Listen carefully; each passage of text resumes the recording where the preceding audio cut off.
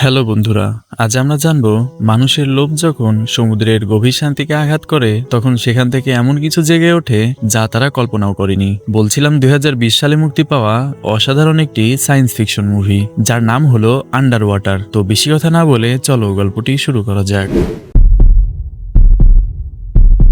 গভীর সমুদ্রের হাজার হাজার ফুট নিচে, যেখানে আজ পর্যন্ত সূর্যের আলোও পৌঁছায়নি, সেখানে তৈরি করা হয়েছিল একটি আন্ডার ওয়াটার গবেষণাগার। আর সেই ভয়ঙ্কর অন্ধকার জায়গাতেই কাজ করছিল নোরা ও তার টিম। মাসের পর মাস সমুদ্রের এত গভীরে থাকতে থাকতে বাইরের দুনিয়ার অনুভূতিই যেন হারিয়ে গিয়েছিল তাদের। দিন আর রাতের পার্থক্য বোঝাও কঠিন হয়ে গিয়েছিল। সকালে ঘুম থেকে উঠে স্বাভাবিকভাবেই ব্রাশ করছিল নোরা, কিন্তু হঠাৎ তার মনে হতে থাকে কিছু একটা ঠিক নেই। পুরো গবেষণাগার অদ্ভুতভাবে কাঁপছিল।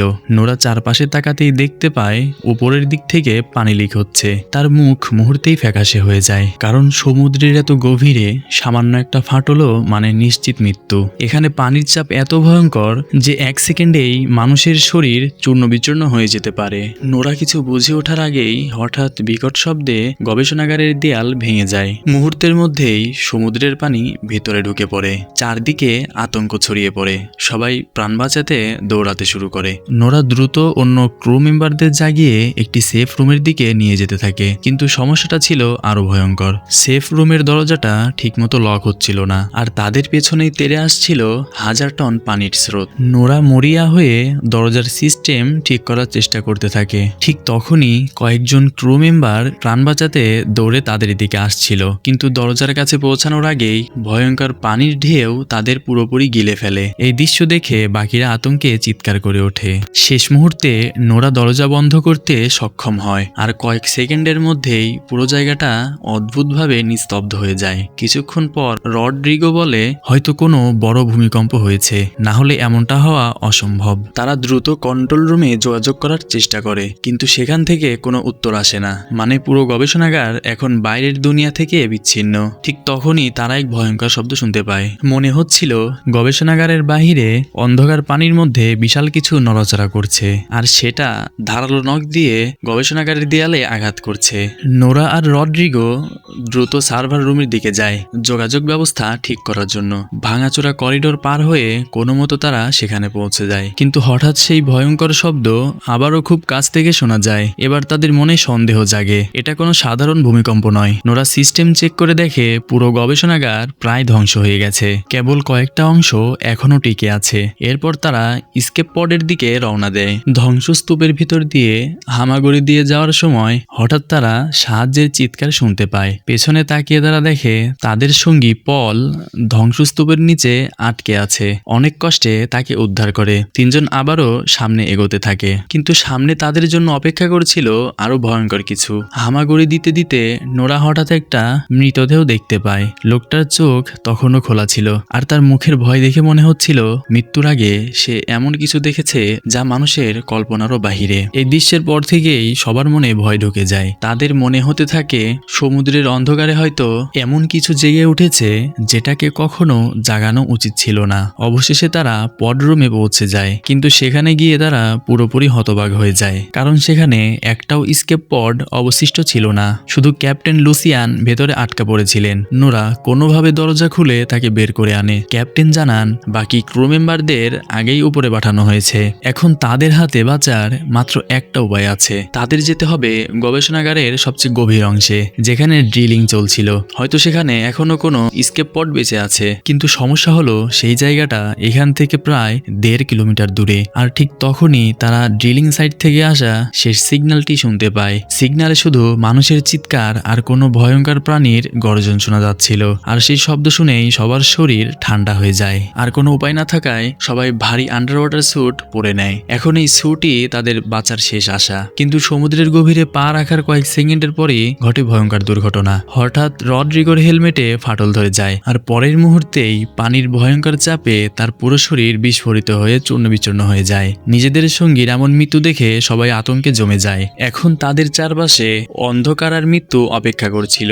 নোরা যখন গভীর সমুদ্রের দিকে তাকায় তখন তার মনে হয় এই নীরবতা পৃথিবীর যে কোনো জায়গার জায়গার চেয়ে বেশি ভয়ঙ্কর। এরপর তারা কোনোভাবে একটি কার্গো লিফটের কাছে পৌঁছে যায়। ক্যাপ্টেন সবাইকে বলেন তাদের দ্রুত এই বেস থেকে দূরে যেতে হবে, কারণ পুরো স্টেশন যে কোনো সময় বিস্ফোরিত হতে পারে। লিফট ধীরে ধীরে আরো গভীরে নামতে শুরু করে। ঠিক তখনই লিফটের স্ক্রিনে একটি SOS সিগন্যাল দেখা যায়, কেউ একজন সাহায্য চাইছে। ক্যাপ্টেন দ্রুত লিফট থামিয়ে পল আর স্মিথকে বাইরে গিয়ে সিগন্যালের উৎস খুঁজে বের করতে বলেন। দুজন আবার পানির অন্ধকারে বেরিয়ে পড়ে, কিন্তু বাহিরে এতটাই অন্ধকার ছিল যে স্যুটের আলো দিয়েও ঠিকমতো কিছু দেখা যাচ্ছিল না। হাঁটতে হাঁটতে হঠাৎ স্মিথের মনে হতে থাকে কেউ যেন তাদের অনুসরণ করছে। অবশেষে তারা সেই পডের কাছে পৌঁছে যায় যেখান থেকে সিগন্যাল আসছিল, কিন্তু সেখানে গিয়ে তারা আরো অদ্ভুত কিছু দেখতে পায়। পুরো জায়গাটা এক ধরনের চিপচিপে অজানা পদার্থে ঢাকা ছিল, এমন কিছু তারা আগে কখনো দেখেনি। পডের ভেতরে কাউকে না পেয়ে তারা আশেপাশে খুঁজতে শুরু করে। হঠাৎ তারা কেবলের সঙ্গে জড়িয়ে থাকা এক মৃতদেহ দেখতে পায়। দৃশ্যটা এত ভয়ঙ্কর ছিল যে ক্যাপ্টেন সঙ্গে সঙ্গে তাদের ফিরে আসতে বলেন, কিন্তু ঠিক তখনই মৃতদেহটার পিঠের ভেতর থেকে কিছু নড়তে শুরু করে, আর কয়েক সেকেন্ডের মধ্যেই ভয়ঙ্কর এক ছোট্ট প্রাণী তার শরীর ফুঁড়ে বাইরে বেরিয়ে আসে। প্রাণীটা মুহূর্তেই পলের ওপর ঝাঁপিয়ে পড়ে। ভাগ্যক্রমে স্মিথ সেটাকে মেরে ফেলতে সক্ষম হয়। তারা প্রাণীটিকে নিয়ে আবার লিফটে ফিরে আসে। এমিলি প্রাণীটাকে পরীক্ষা করে বুঝতে পারে ডিলিং এর সময় তারা হয়তো এমন কোনো জায়গা খুঁড়ে ফেলেছে যেখানে আগে থেকেই এই অদ্ভুত প্রাণীগুলো বাস করত, আর এখন তারা রেগে গেছে। ঠিক তখনই হঠাৎ লিফটের সব লাইট নিভে যায়, চারদিকে ভয়ঙ্কর নীরবতা নেমে আসে। এরপর বাইরে থেকে বিশাল কিছু লিফটটাকে জোরে ধাক্কা দেয়। সবাই আতঙ্কে একে অপরের দিকে তাকায়। পল টেবিলের ওপর রাখা ছোট্ট পানিটার দিকে তাকিয়ে ধীরে ধীরে বুঝতে পারে বাইরে হয়তো এর মা আছে। কয়েক মুহূর্ত পর ক্যাপ্টেন লিফটের কাচের ওপর টর্চের আলো ফেলতেই সবাই জমে যায়, কারণ কাচের ওপাশে বিশাল এক দানব দাঁড়িয়েছিল, দেখতে প্রায় মানুষের মতো কিন্তু সম্পূর্ণ বিকৃত, আর তার চোখে ছিল ভয়ঙ্কর ক্ষুধা। হঠাৎ তখনই উপরের বেসে বিশাল বিস্ফোরণ ঘটে। বিস্ফোরণের আলোয় কয়েক সেকেন্ডের জন্য পুরো সমুদ্র আলোকিত হয়ে ওঠে। ধাক্কায় লিফটের কেবল ছিঁড়ে যায় আর লিফট দ্রুত নিচে পড়তে শুরু করে। সবাই তাড়াতাড়ি হেলমেট পরে নেয়। সমুদ্রের তলদেশে আছড়ে পড়ার আগ মুহূর্তে তারা লিফট থেকে বাইরে লাফ দেয়, কিন্তু বিপদ তখনও শেষ হয়নি। ওপরে থেকে ধ্বংসস্তূপ আর লোহার টুকরো বৃষ্টির মতো পড়ছিল। প্রাণ বাঁচাতে সবাই দৌড়ে ড্রিলিং চেম্বারের দিকে যেতে থাকে। চারপাশের অন্ধকারে অদ্ভুত সব ছায়া নড়াচড়া করছিল, মনে হচ্ছিল তারা একা নয়। অনেক কষ্টে তারা ড্রিলিং চেম্বারের ভেতরে ঢুকে পড়ে, কিন্তু সামনের রাস্তা পুরো ধ্বংসস্তূপে আটকে ছিল। তখন নোরা সিদ্ধান্ত নেয় সে পানির নিচ দিয়ে সাঁতরে অন্য পাশে যাবে। সে সাহস করে পানিতে ডুব দেয়। ভয়ঙ্কর অন্ধকারের ভেতর দিয়ে সাঁতরে অবশেষে সে অন্য পাশে পৌঁছে যায়। এরপর একে একে বাকিরাও আসে, কিন্তু সবার শেষে ছিল পল। হঠাৎ পলের মনে হয় অন্ধকার পানির ভেতর কেউ আছে। সে পেছনে তাকাতেই এক অদ্ভুত প্রাণী মুহূর্তের মধ্যে অন্ধকারে মিলিয়ে যায়। ক্যাপ্টেন বারবার তাকে ডাকতে থাকেন, কিন্তু পলের কোনো উত্তর আসে না। অবশেষে তারা তার কেবলে টান দিতে শুরু করে। কিছুক্ষণ পর পল ফিরে আসে ঠিকই, কিন্তু পরের মুহূর্তেই অদৃশ্য কিছু তার কেবল ধরে ভয়ঙ্কর শক্তিতে টান দেয়। পল আতঙ্কে চিৎকার করতে থাকে। সবাই মরিয়া হয়ে কেবল কাটার চেষ্টা করে, কিন্তু তখন অনেক দেরি হয়ে গেছে। এক ঝটকায় পলের শরীর দুই টুকরো হয়ে যায়, তার হেলমেট রক্তে ভরে যায়, আর কয়েক সেকেন্ডের মধ্যেই সে মারা যায়। এই ভয়ঙ্কর দৃশ্য দেখে বাকিরা আতঙ্কে সেখান থেকে পালিয়ে যায়। পলের মৃত্যুর পর সবাই মানসিকভাবে ভেঙে পড়ে। এক এক করে তাদের সঙ্গীরা অদৃশ্য সেই ভয়ঙ্কর শক্তির হাতে মারা যাচ্ছিল। কিছুক্ষণ পর তারা একটি কন্ট্রোল রুমে পৌঁছে যায়। সেখানে থেকে বাইরের দৃশ্য দেখে সবার শরীর ঠান্ডা হয়ে যায়। বিশাল ড্রিলিং মেশিনটা এমনভাবে ভাঙাচোরা হয়ে পড়েছিল যেন কেউ খেলনার মতো সেটা ছিঁড়ে ফেলেছে। স্মিথ অবাক হয়ে বলে, 6000 টনের একটা মেশিন এভাবে ধ্বংস হওয়া কি আদৌ সম্ভব? এমিলি কাঁপতে কাঁপতে বলে, এসব আমাদের কারণেই হয়েছে। আমরা সমুদ্রের গভীরতাকে বিরক্ত করেছি, আর এখন সমুদ্র আমাদের শাস্তি দিচ্ছে। ক্যাপ্টেন সবাইকে শান্ত করে বলেন, এখানে বেশিক্ষণ থাকা নিরাপদ নয়। কিন্তু তখন স্মিথ জানায় তার স্যুট ক্ষতিগ্রস্ত হয়েছে।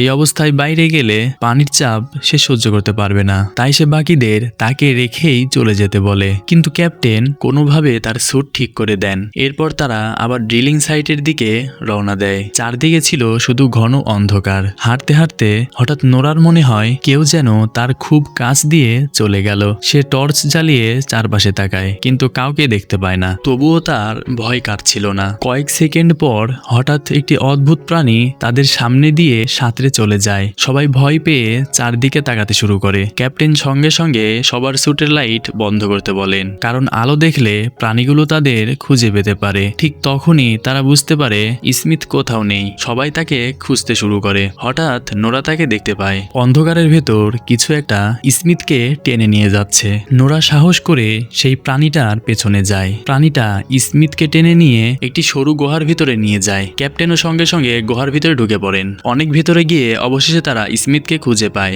ভাগ্যক্রমে সে তখনও বেঁচে ছিল। ক্যাপ্টেন তাকে টেনে বাইরে নিয়ে আসেন। কিন্তু কিছুক্ষণ পর ক্যাপ্টেনের মনে পড়ে তার বন্দুকটা গুহার ভিতরে পড়ে আছে। তাই তিনি আবার ভেতরে ফিরে যান। আর ঠিক তখনই ভয়ঙ্কর ঘটনাটা ঘটে। গুহার ভিতরের অন্ধকার থেকে বিশাল একটি দানব বেরিয়ে আসে। প্রাণীটা মুহূর্তেই ক্যাপ্টেনকে ধরে উপরের দিকে টেনে নিতে শুরু করে। ক্যাপ্টেনের স্যুটের কেবলে জড়িয়ে থাকায় নোরাও তার সঙ্গে উপরে উঠতে থাকে। পানির নিচে প্রাণপণ লড়াই চলতে থাকে। অবশেষে তারা একটি বড় প্ল্যাটফর্মে আছড়ে পড়ে। নোরা ক্যাপ্টেনকে বাঁচানোর চেষ্টা করছিল, কিন্তু তখনই সেই বিশাল দানব আবারও তাদের সামনে চলে আসে। ওটা এতটাই বিশাল ছিল যে দেখে মনে হচ্ছিল এটা পৃথিবীর কোনো পানিই না। দানবটা বিশাল মুখ খুলে নোরাকে গিলে ফেলার চেষ্টা করে। ঠিক তখনই ক্যাপ্টেন নিজের ছুরি দিয়ে প্রাণীটার উপর আঘাত করেন। দানবটা ব্যথায় আরো দ্রুত উপরে উঠতে শুরু করে। ক্যাপ্টেন বুঝতে পারেন এভাবে উপরে উঠতে থাকলে পানির চাপেই তাদের স্যুট বিস্ফোরিত হবে। তাই তিনি নোরাকে বলেন কেবল কেটে দিতে, কিন্তু নোরা কিছুতেই সেটা করতে চাচ্ছিল না। শেষমেশ ক্যাপ্টেন নিজেই নিজের কেবল কেটে দেন। পরের মুহূর্তেই ভয়ঙ্কর বিস্ফোরণে তিনি মারা যান। নোরা বিস্ফোরণের ধাক্কায় দূরে ছিটকে পড়ে। সে গিয়ে পড়ে বেসের একটি পরিত্যক্ত অংশে। চারপাশে শুধু অন্ধকার আর নিস্তব্ধতা। ক্যাপ্টেনের মৃত্যুতে নোরা পুরোপুরি ভেঙে পড়ে। সে বারবার রেডিওতে এমিলি আর স্মুথকে ডাকতে থাকে, কিন্তু কোনো উত্তর আসে না। কিছুক্ষণ পর নোরা একটি পুরনো স্যুট ঠিক করে আবার সমুদ্রের অন্ধকারে বের হয়, কারণ সে জানতো এখনো তার বন্ধুদের বাঁচানো সম্ভব। ঠিক তখনই রেডিওতে এমিলির কণ্ঠ ভেসে আসে। দূরে অন্ধকারে নোরা এমিলির স্যুটের আলো দেখতে পায়। কষ্ট করে সে সেখানে পৌঁছে দেখে এমিলি আহত স্মিথকে টেনে নিয়ে যাচ্ছে। এরপর তিনজন আবারও ড্রিলিং সাইটের দিকে এগোতে থাকে। অনেক বাধা পেরিয়ে অবশেষে তারা সেখানে পৌঁছে যায়, কিন্তু সেখানে পৌঁছে তারা আরো বড় ভয়ঙ্কর দৃশ্য দেখতে পায়। মেইন গেট পর্যন্ত যাওয়ার পুরো রাস্তা জুড়ে হাজার হাজার ভয়ঙ্কর প্রাণী ঘুমিয়েছিল। তাদের পাশ কাটিয়ে যাওয়া ছাড়া আর কোনো উপায় ছিল না। একটাও যদি জেগে উঠতো তাহলে কয়েক সেকেন্ডের মধ্যেই তারা সবাই মারা যেত। তাই সবাই খুব ধীরে ধীরে সামনে এগোতে থাকে, কিন্তু দুর্ভাগ্যবশত একটি প্রাণী জেগে ওঠে আর মুহূর্তেই সেটা নোরার উপর আক্রমণ করে। নোরা চিৎকার করে এমিলিকে পালিয়ে যেতে বলে। দানবটা বিশাল মুখ খুলে তাকে গিলে ফেলতে যাচ্ছিল, কিন্তু নোরা ভয় না পেয়ে বন্দুক দিয়ে তার পেটের ভিতর গুলি করে। প্রাণীটা যন্ত্রণায় ছটফট করতে করতে মারা যায়। নোরা কোনোভাবে তার শরীর কেটে বাইরে বেরিয়ে আসে, কিন্তু ততক্ষণে আশেপাশের সব প্রাণী জেগে উঠতে শুরু করেছে। ঠিক তখনই নোরা সামনে ভয়ঙ্কর কিছু দেখতে পায়। একটি বিশাল ছায়া ধীরে ধীরে অন্ধকার থেকে বেরিয়ে আসছিল, আর সেটা দেখে তার বুক কেঁপে ওঠে, কারণ তার সামনে দাঁড়িয়ে ছিল এক বিশাল সমুদ্র দানব। এত বড় যে তার সামনে পুরো বিল্ডিংকেও ছোট লাগছিল। দানবটা ব্রিজে আঘাত করতেই ভয়ঙ্কর বিস্ফোরণের মতো শক ওয়েভ তৈরি হয়। নোরা ছিটকে দূরে পড়ে অজ্ঞান হয়ে যায়। পরের মুহূর্তে এমিলি তাকে টেনে মেইন গেটের ভেতরে নিয়ে আসে। কোনো মতে তারা পড রুমে পৌঁছে যায়। সেখানে 3টি এসকেপ পড ছিল,